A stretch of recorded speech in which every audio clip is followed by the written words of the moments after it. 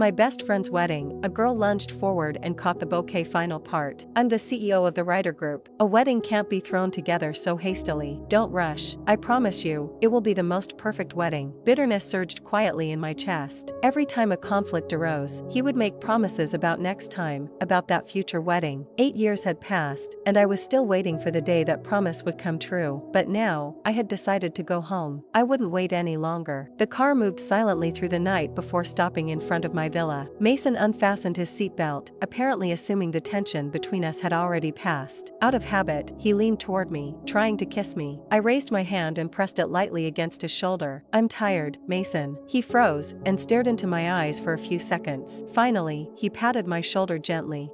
Being a bridesmaid is tiring. Get some rest. Natalie said she couldn't get a taxi and is still at the venue. I'll go back and pick her up. It wouldn't be safe to leave her there alone. I nodded calmly, but Mason didn't move right away.